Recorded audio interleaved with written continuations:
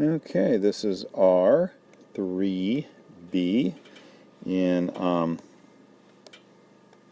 college algebra, and we are in the middle of R.3. We're just starting the multiplication section on page 19, and I showed you two binomials, x plus 4 and x plus 3, and we multiplied those together using the FOIL method. Now we're going to look at one that's a little bit more complex, but the FOIL method is a morph of the FOIL method is really going to be used here. So we've got that quantity, and we're going to multiply it by this quantity. And the rule is everything in each quantity has to be multiplied by everything in the other quantity.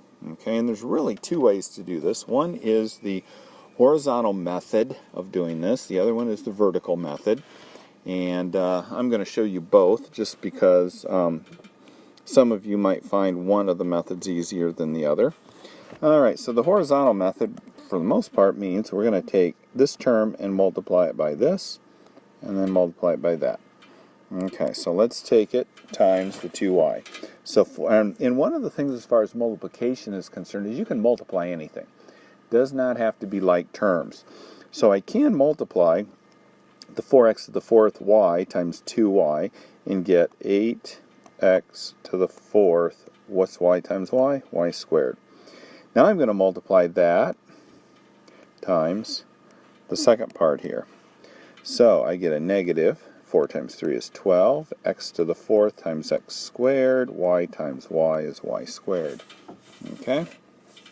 So far, so good.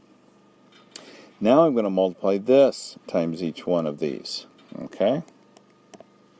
So, negative 7 x squared y times 2y is negative 14 x squared y squared. Now I'm going to multiply that negative x squared y times negative 3x squared y. I hope I have room. And I get plus 21 x to the fourth y squared. Okay? So far, so good? Alright, now I'm going to multiply this by this, and then by this. So 3y times 2y, 3y times negative 3x squared y, looks like that. Now, my job is to go and combine like terms. So I'm going to look for like terms. So, for instance, in this one, these are like terms, and I can combine those. How about this one here? There are no other like terms, so that's just going to stay where it is. How about this one right there? Yeah, there's one over here. Okay, this one here, there's no like terms, so that's just going to stay as is. So you just combine all of the like terms that you have there, and you get your answer. Now, some students may find this easier, so that's the horizontal method. I'm going to show you the vertical method. And it's one that I kind of like using. And what I do is I look for the longest, or the polynomial with the most terms, and that'll be the first one. So we had 4x to the fourth y minus 7x squared y plus 3y. And so I put that on top, and then the one with the fewer terms I put on bottom. And I line it up, justify right, so that my right-hand side is in line. Draw a line, and then I multiply. So I take these two and multiply them, and put it right underneath. Then I take these two and multiply.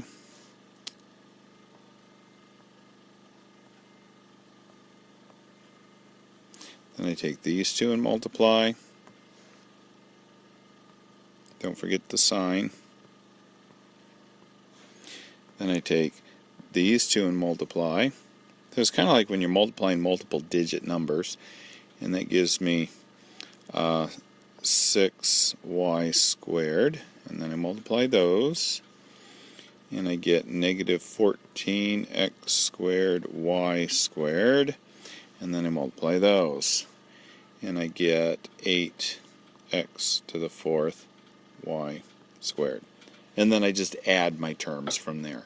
So it doesn't really matter which one you use. One is either as easy as the other or as complicated as the other, but not too terribly bad. But really it's just kind of following the FOIL method. You're just multiplying each term in one quantity times each term in the other quantity. And as long as you do that, you're doing pretty good. Okay, so now there are some special products of binomials, middle of page 20 in the blue. And it just gives you some different types of problems that are kind of special. They have certain characteristics about it that make your life easier. Now, sometimes you'll recognize those special products and you'll do the shortcut. Sometimes you will not recognize them and you won't do the shortcut. But, you know, it's okay. Like if you have something like number 30. It has 5x plus 2y quantity squared. So this is the first special product of binomials that they give you. If you've got two terms that are added together and they're squared like that, it's a real easy fix, or real easy to find the answer to this by squaring the first term, okay, squaring the second term, multiplying the first term times the second term,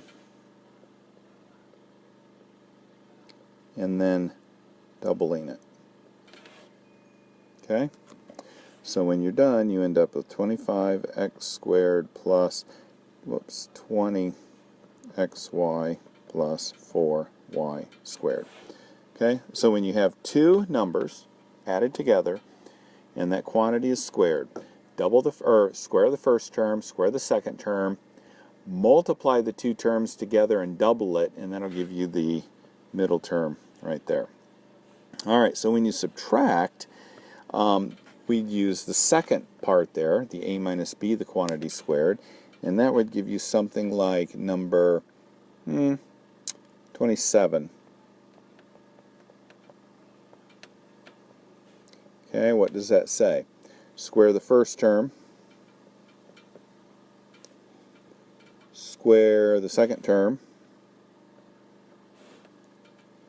and then multiply the two terms together. 3 times 5 is negative 15, and then double it.